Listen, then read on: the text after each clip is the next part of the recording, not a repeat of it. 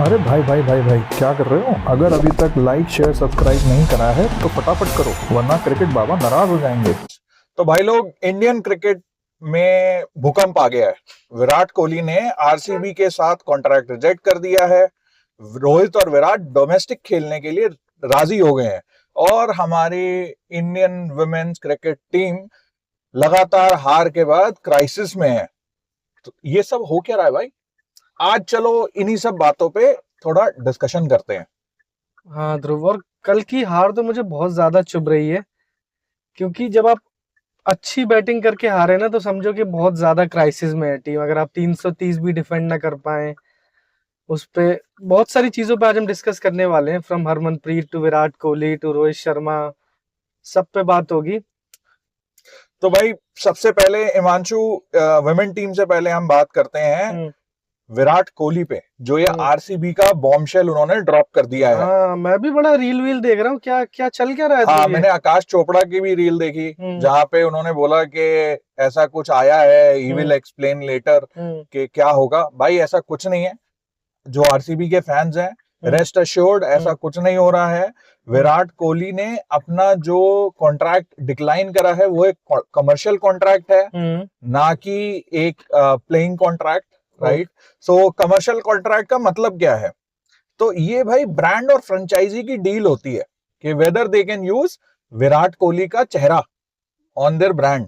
तो विराट कोहली और जैसे धोनी की अप्रोच है ना, MS Dhoni is the face of CSK. Correct. Virat Kohli इस अप्रोच के एकदम अगेंस्ट जा रहे हैं, क्योंकि अगर उन्होंने ये रिजेक्ट करा है, which means he doesn't want to continue as a face of RCB. Whether अब खेलेंगे तो या नहीं खेलेंगे वो बाद में बात करेंगे, वो पता भी नहीं है हमें। आई थिंक विराट कोहली अभी तो कहीं नहीं जा रहे हैं। तो Virat Kohli does not want to be the face of RCB, ये बात तो तय है। और विराट कोहली ने, अच्छा इसमें विराट कोहली ने रजत पाटीदार को बैकअप भी करा था एज कैप्टन, तो कैप्टनसी भी छोड़ चुके हैं।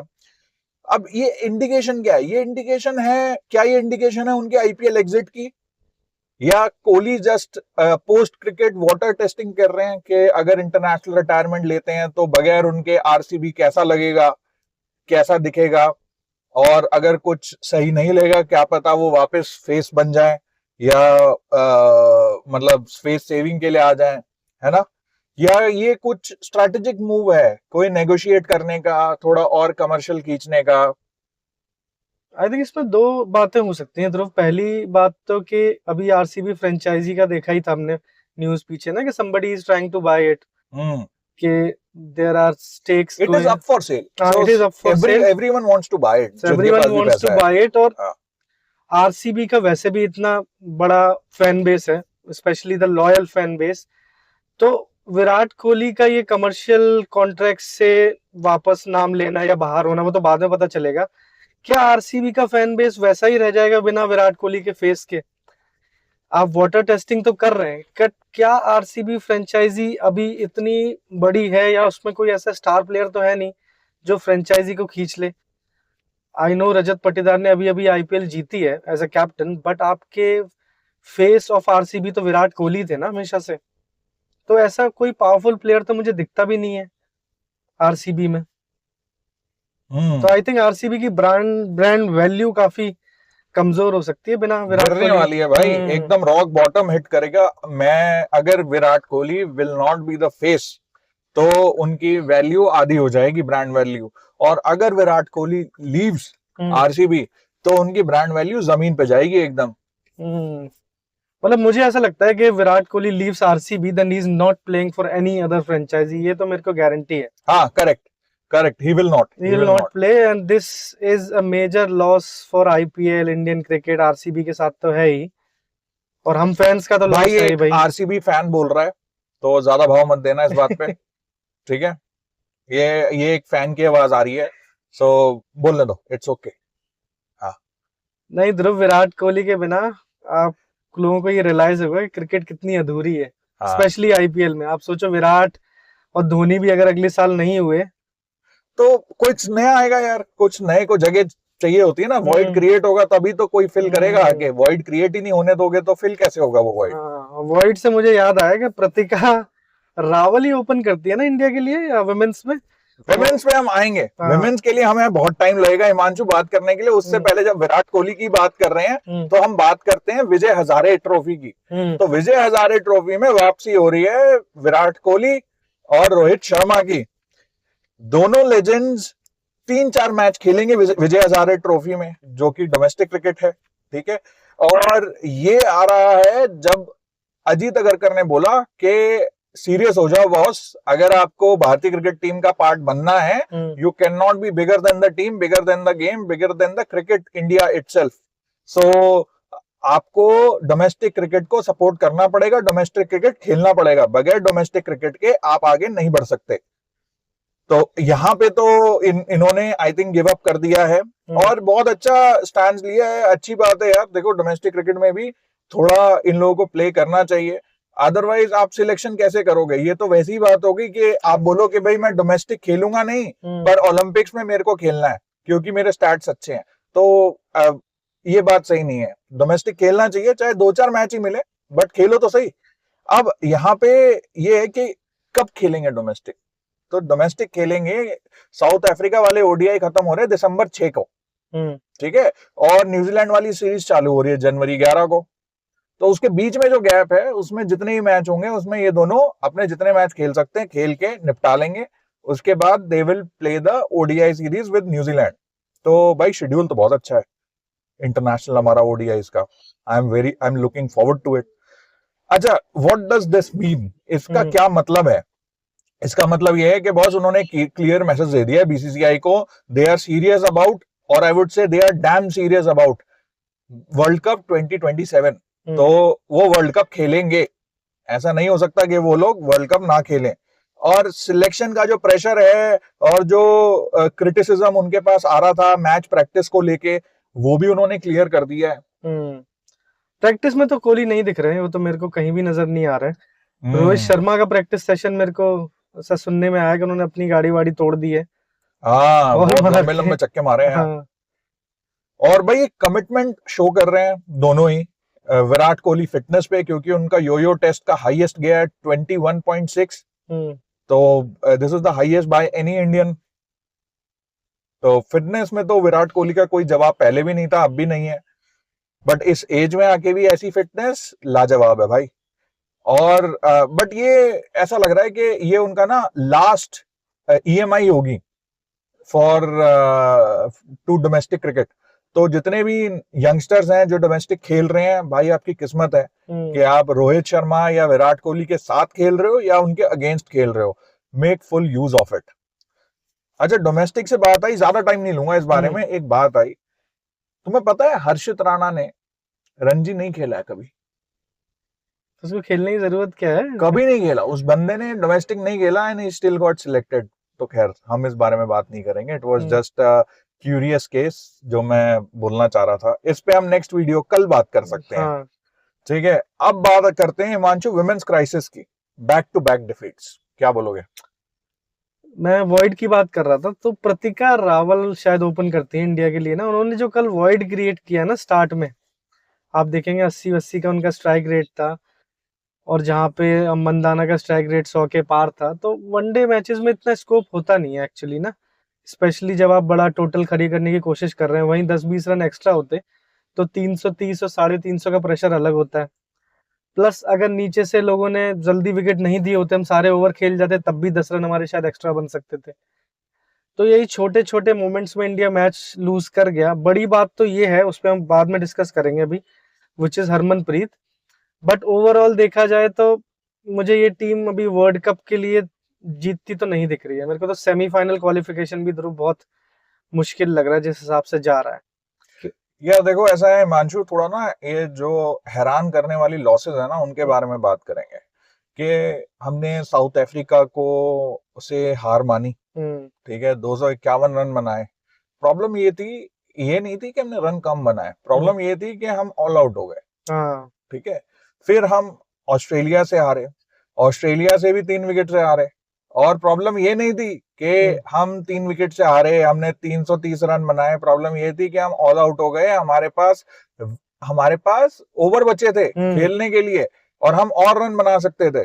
बट क्योंकि सब लोग आउट हो गए तो कुछ कर ही नहीं पाए आप, है ना। अब क्या हो रहा है, अब आप करंटली आप थर्ड हो इन पॉइंट टेबल, ठीक है, 4 पॉइंट्स हैं फ्रॉम 4 मैचेस, तो 2 हारे 2 जीते, तो बहुत अच्छा स्कोर तो है नहीं भाई, है ना।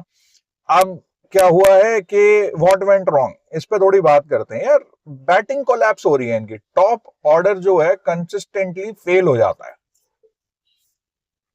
क्या बात करोगे इस बारे में? अब देखो ना, हरमनप्रीत की बात कर लो, मेरे को तो नहीं याद आ रहा कि लास्ट टाइम उनका बल्ला कब चला था। एंड मैंने इसे लास्ट टाइम में 1 आध साल की बात नहीं कर रहा हूँ, मेरे को तो 2-3-4 साल से नहीं कुछ याद आ रहा। एक कहते हैं ना वो ढीठ हो गए ना कि भाई मैं तो इसी जगह खेलूंगी, मेरा बैटिंग ऑर्डर यही रहेगा। एक बना लिया है भाई, कहते हैं ना लकीर का फकीर होना, कि भाई चैट जीपीटी से उन्होंने निकाल लिया है कि भाई ये मेरा ऑर्डर होना चाहिए, है ना, और ये इसी ऑर्डर पे मैं प्लेयर्स खिलाऊंगी। अब यार जैसे आप देखते हो, मैं कह रहा हूं कि सारे कैप्टन उठा के देख लो, अभी हम आरसीबी की बात कर रहे थे, रजत पाटीदार को ही देख लो भाई, उसने भी प्लेयर्स शफल करे ऊपर नीचे, कोई सेम उससे नहीं खेलता है, कोई ऐसा कुछ नहीं है जो हर बारी चल जाएगा। सही बात है, ठीक है, तो आपको शफल करना पड़ता है सिचुएशन को देख के। और बॉलिंग में भी कल 2-3 बॉलर्स मैंने देखा 7-8 रन के ऊपर उनके रन रेट गए हैं 10 ओवर में। सिर्फ 2 बॉलर्स ने अच्छी बॉलिंग की, एक Deepti Sharma and there was some other girl.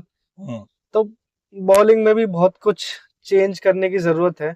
बिल्कुल, आप सिर्फ स्पिन डिपेंडेंट होकर सोचे आप मैच जीत जाएं तो कभी कभी मैच निकल भी जाता है, क्योंकि स्पिन बॉलिंग काम करने के लिए 20-22 ओवर वेट करना पड़ता है। बिल्कुल यार, बिल्कुल बिल्कुल यार। अब देखो ना कि साउथ अफ्रीका के अगेंस्ट ऋचा घोष के हीरोइक 94 रन थे, है ना। जब एक प्लेयर मार सकता है तो आप क्यों नहीं मार सकते, और ऋचा घोष को प्रमोट क्यों नहीं किया गया? ऋचा घोष को फिर आप नीचे ही खिला रहे हो, ठीक है। बॉलिंग इश्यूज आ रहे हैं, आपके पेसर जो हैं क्रांति गौड़ और अमरजोत कौर, दोनों टारगेट हो रहे हैं भाई भयंकर तरीके से, पेले जा रहे हैं वो लोग अच्छे से। और क्या हरमनप्रीत करेक्ट कैप्टन है? बिल्कुल नहीं है ध्रुव, करेक्ट कैप्टन छोड़ो, उनकी टीम में भी अभी जगह नहीं बनती, बिल्कुल भी जगह नहीं बनती। अच्छा, अब थोड़ा सा ना स्टैट्स के बारे में बात करते हैं। हरमनप्रीत कौर के स्टैट्स के क्या स्टैट्स हैं, कि क्या वो सही है या नहीं है, आप बताना कि, और क्या इसको स्टैटिस्टिकली देख सकते हैं, ठीक है। हरमनप्रीत ने 172 मैच खेले, ठीक है, 172 मैचेस में 194 विन आई उनकी, तो 62% का लगभग उनकी औसत रही है जीत की, ठीक है। फिर ओडीआई में आते हैं तो ओडीआई में 42 मैच खेले, 27 जीते, वही 64 की लगभग औसत से इन्हें जीत मिली है। T20 में 127 मैच खेले हैं, 74 जीते हैं, वही 60 की एवरेज से जीते हैं, ठीक है। अब टेस्ट रिकॉर्ड पे आ रहे हैं तो टेस्ट में 3 टेस्ट खेले, तीनों के तीनों जीते हैं, तो 100% विन्स है, ठीक है। क्या स्टैट्स उनके फेवर में है? लोग देखेंगे, लोग बोलेंगे हाँ फेवर में है भाई, बट आप इंडिया हो, विमेन्स टीम में आपका गेम बहुत मैच्योर है, 64% बहुत ही एवरेज विन्स है, आपको और विन्स लेके आने चाहिए, आपको नया कैप्टन बनाना चाहिए, क्योंकि जो आपका कैप्टन है वो चल नहीं रहा है, जो उसकी अप्रोच है वो चल नहीं रही है, या तो कैप्टन फेल हो रहा है या आपका कोच फेल हो रहा है, कोई ना कोई फेल हो रहा है। ये इन्हें रीथिंक करने की बात है कि कौन है जो फेल हो रहा है, who is the reason behind these failures, कि ये सिर्फ प्लेयर्स तो नहीं है, क्योंकि प्लेयर्स तो अपना सारा दे रहे हैं, सब कुछ दे रहे हैं, और थोड़ा सिलेक्शन का भी इशू है यार, मैं तो ये कहूंगा, है ना। जो आपकी परफॉर्मेंस है, आपकी पर्सनल बैटिंग फॉर्म स्ट्रगल कर रही है, आप 20 की औसत से खेल रहे हो यार, बताइए 20 की औसत है आपकी वर्ल्ड कप में, can you beat that? Very sad, मतलब। और अगर हरमनप्रीत को ये बोलोगे ना तो she will not like it, क्योंकि अनफॉर्चुनेटली ये सत्य है कि उनकी फॉर्म बहुत ज्यादा खराब चल रही है। वो बोलेंगे नहीं नहीं वो बस मेरे रन नहीं बन रहे, रिगार्डलेस एक ही बात है ना कि आप अगर टीम में हो तो रन तो बनाने ही है, फिर आपका बल्ला चाहे अच्छी बॉल आ रही हो, 20-30-40 रन क्या होते हैं ध्रुव वनडे में, ये कोई T20 तो है नहीं भाई। जिस टाइम आप फास्ट पेस क्रिकेट चल रहा था कल, उस टाइम पे आपने 17 बॉल में 22 रन बना के पूरा मोमेंटम किल कर दिया और शिफ्ट कर दिया पूरा मोमेंटम, पूरा आपने मौका ही नहीं दिया बाकियों को कि आगे कुछ हो पाए, क्योंकि आपने जो एक जो आपसे एक्सपेक्टेड है कि भाई आप आके कुछ हिटिंग करोगे, कुछ तोड़म ताड़ी करोगे, आपने कुछ भी नहीं करा वैसा, और आप फेल हो गए, मुंह के बल गिर गए आप, है ना। आपको पब्लिक क्रिटिसिज्म मिल रहा है, लगातार मिल रहा है, टॉप ऑर्डर फेलियर का, पर आप वो क्रिटिसिज्म को आप ले ही नहीं रहे हो। आप कुछ अपना एक वो कहते हैं ना, एक वो टर्म है ना उसको लेके कि आप कंस्ट्रक्टिव फीडबैक की तरह उसको ले ही नहीं रहे हो, आप कुछ कर ही नहीं रहे हो, उस पर काम ही नहीं हो पा रहा है आपका, तो ऐसे कैसे चलेगा यार। आपका जो 171 बनाए थे इन्होंने ना ऑस्ट्रेलिया के खिलाफ 2017 में शायद, बाप रे, तो नॉस्टैल्जिक है भाई ये। 17 तो बहुत टाइम हो गया। हाँ, एक जमाने की बात है वो, एक जमाने वाली बात है भाई, कि आपने तब का आप आज तक खा रहे हो। 8 साल थोड़ी कोई खा लेगा ध्रुव एक पारी का, मतलब ये तो हद ही है। नॉस्टैल्जिक वैल्यू है इसकी, इससे ज्यादा कुछ नहीं है। अब अगर कोई क्वेश्चन उठाए कि is she the right captain, तो इसमें 2 यस हैं 2 नो है।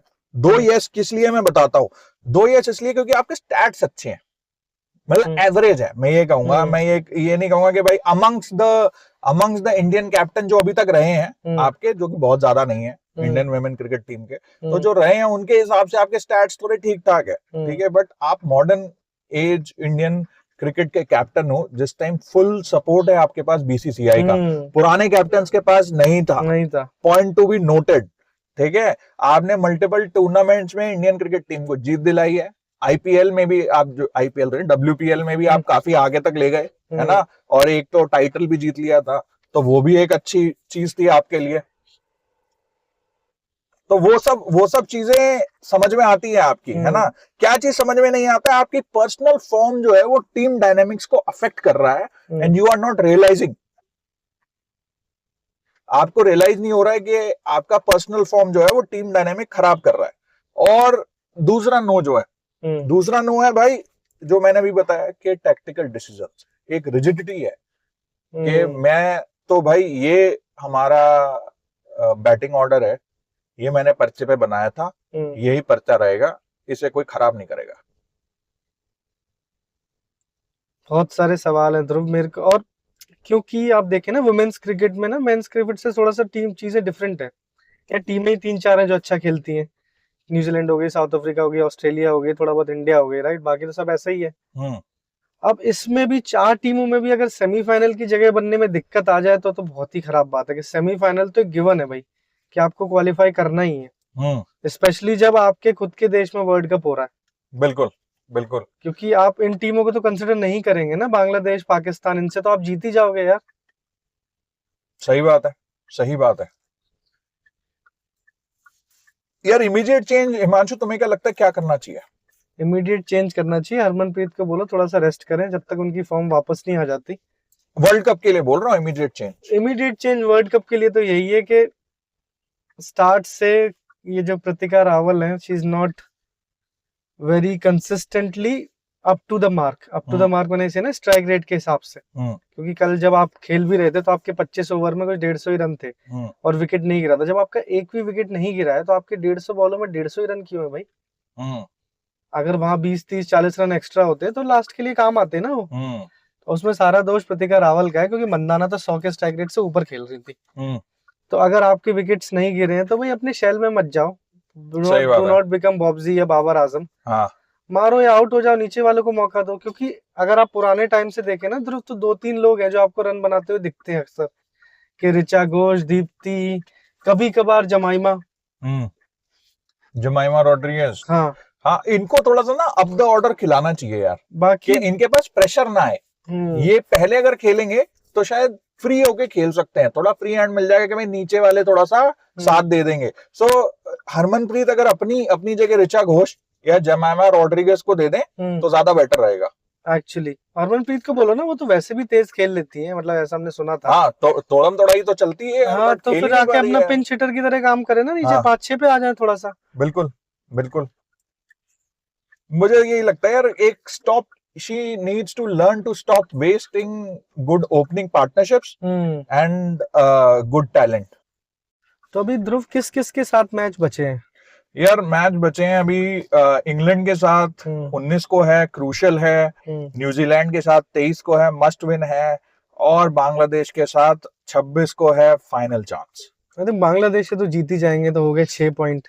हाँ But बिल्कुल। न्यूजीलैंड इंग्लैंड इस फॉर्म के साथ इंडियन टीम को काफी ट्रिकी पड़ेगा भाई। भाई एक इन्हें राधा यादव को ऐड करना चाहिए, थोड़ा इनकी बॉलिंग में डेप्थ आएंगे, क्योंकि इनके जो मेन लाइन जो पेसर्स हैं वो काम कर नहीं रहे हैं, वो बुरी तरह से पिटाई हो रही है उनकी। I think Radha Yadav was a part of the team पहले, तो पता नहीं वर्ल्ड कप में क्या सिलेक्शन हुआ है, क्योंकि मैंने देखा है राधा यादव को ना being a consistent member of the team. अब क्या सिचुएशन है गॉड नोस। चलो भाई, अब ये तो आगे देखा जाएगा कि इंडियन टीम इस पे क्या काम करती है, क्या नए एडिशन और इंक्लूजन्स होते हैं। पर तो गाइज ये है करंट सिचुएशन। विराट का आरसीबी फ्यूचर है अनसर्टेन।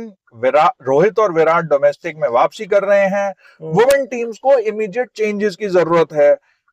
बट क्या हरमनप्रीत सही कैप्टन है, और क्या विराट आईपीएल छोड़ देंगे, ये आप लोग जरा कमेंट करके बताओ। लाइक करो अगर वीडियो पसंद आया हो, सब्सक्राइब करो, अपने दोस्तों को बताओ, उनसे भी सब्सक्राइब कराओ, ढील मत छोड़ो। Thank you guys. Thank you for joining.